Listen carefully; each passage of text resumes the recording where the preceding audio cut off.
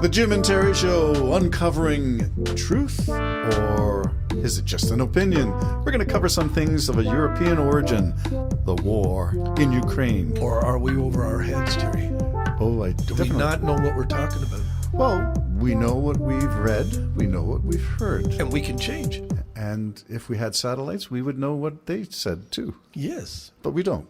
Elon Musk, are you listening? That should be one of our shows coming up, about the Siri and Google and everything, listening in on your home. I'm telling you, it's happening. Happened to my friend just the other day. Okay. Just yesterday. Do you want to start off? All right, really, really quick. Yeah. They were talking about purchasing something.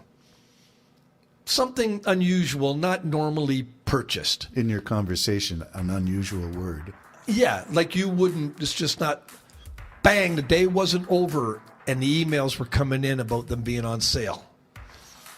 And I said, that's because they're listening to you through that little box. I don't think that's conspiracy. I think they are. Try it yourself. In the realm of did you hear or have you heard, which is our theme, I heard this story from one of my siblings on the weekend. A giant screen TV with a built-in camera that the person had turned off, new purchase, turned off, went to bed, got up in the middle of the night to get a snack from the fridge, and I guess was in eye shot of the TV. TV was on. Not only was the TV on, but it was looking at him in the fridge. I expect the milk to be dropped on the floor, and that's a horror movie scene or something. This person swears that took place. Well, so have you heard? I can totally believe it. I mean, I know people that tape up their cameras on their laptops. They just don't want someone looking back at them. And just like I told you, how can you be talking about something that you've never talked about before, and all of a sudden you're getting emails about that product being on sale? You've just never, coincidence? I don't think so. This goes into the area of privacy and invasion of privacy and monitoring, I'm going to say, internet standards, and then reference our Jim and Terry Show debacle. Yes. Wait, you want to talk about that? We should talk about that. Well, let's go, because that's a notion. Okay, now really build this up, because I'm proud. Okay, do you want to talk about why you're proud? This is the Jim and Terry Show, the old school version from, I'm going to look quickly at where our, yeah, we're still recording. That's good. I just can't hear it because I'm not on that. Where's our new episode? We began 466. We're at 478. We had to start a new channel. Why was that? I don't know, but what are you talking about? I thought you were talking about we were censored. We were. And that's why we lost all those episodes. We were censored. We were. Oh, we could really go into that if you want. Okay, so it's usually the right side, the conservatives who complain about being censored from whatever media platform, about being deplatformed, about being banned. And then I sent you one about that fellow. I'd like to look at this guy, Dave Pacman, and watch his videos. He was censored by TikTok. So down and out. And I thought, what's this?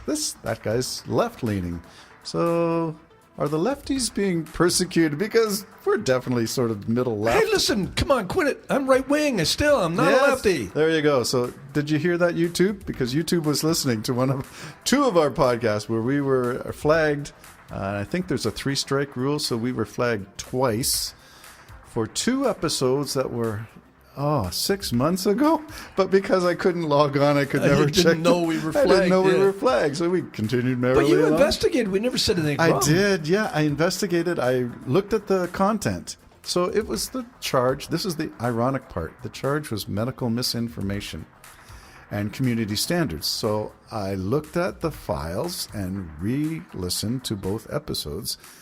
And for the life of me, we've gone on and said about fake people, fake news, and we've chastised other people for spreading misinformation ourselves.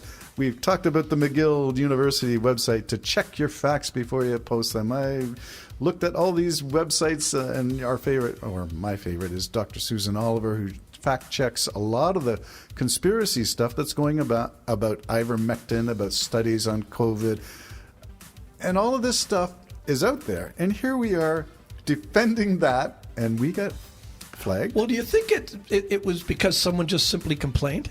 Well, you were suggesting and you think they would investigate that, but they just say, "Oh, we got a complaint." Yeah. And unfortunately, if somebody complains about this show, we're probably going to get kicked off forever. Right. We never have the opportunity to have it. As I said to you in my letter to YouTube, I asked for specifics. Can you tell me what word, what phrase, what context you found offensive? Because upon listening to it, obviously we're content creators, so I think I know what we said, but the details were lacking. It simply reiterated, you've been found guilty of violating blah, blah, blah, blah, blah, blah, blah. No details.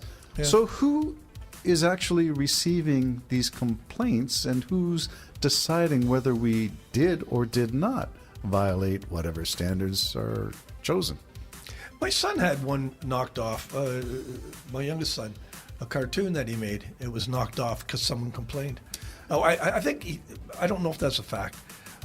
I think he thinks it was just simply someone found it distasteful or something. So your kids would know more about this than you and I. We're just the old retired goats sitting in front of a microphone. But it made me mindful, as we've often done self-editing, where we've said, I don't think we should have said that. And we go back and take stuff out. But it's important for me to just mention something, just to be clear. There was nothing offensive about that. I watched it. It was just a cartoon. You'd have to take all of the cartoons off, because it was it just wasn't. I just want to point that out. Did YouTube flag it, or did he get a letter? How did he know he had a strike? Or did the content get removed? I think the content was removed. Wow. So we didn't have that. We had the content made not visible to others, so it still showed up on the list. But then the second strike meant that we had a flag on the top of the page saying violated community standard. And I thought, well, this is not good. I thought we were trying to be excellent with community standards. I thought we were striving for excellence myself in our broadcasting and self-editing and self-correcting. And who knows what was said, because the details were shortcoming. Well, there you go. And I guess people face that all the time. I guess they do. And that led me to include, and I'm not proud of this language, but I said, having gone through this experience with YouTube, that I know how Marjorie Taylor Greene feels when she says she feels like she's being investigated by the Gazpacho police. Gazpacho. Yeah, tell me what's wrong with that word. Okay. So that's our own encounter with YouTube. There's, should we use the word censorship? Was free speech impeded? I don't know. Maybe it was a glitch in the program. The algorithm. The algorithm just made a mistake. I blame AI. Oh, well, watch it, because you're listening. Say something really bizarre, Jim, so that we can trace it back to this podcast. A word. We said gazpacho. That's a word that we don't often use, but we do now. Gazpacho. See if something happens.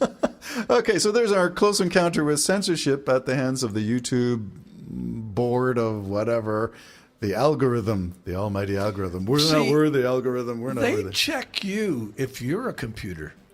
Do they? Well, because you got the CAPTCHA. Yeah. Right. And they're not checking themselves as, is there any humans involved? I don't know. We don't even know, because it was a form letter. Yeah. It's generic. There were no details, nothing to indicate name? there was actually I told you, they said the YouTube team. Ooh. And I thought, who are you? So, there's no name sign. There's no thing. It's just the team. Some amorphous blob of whoever, or numbers and programs, who flagged us.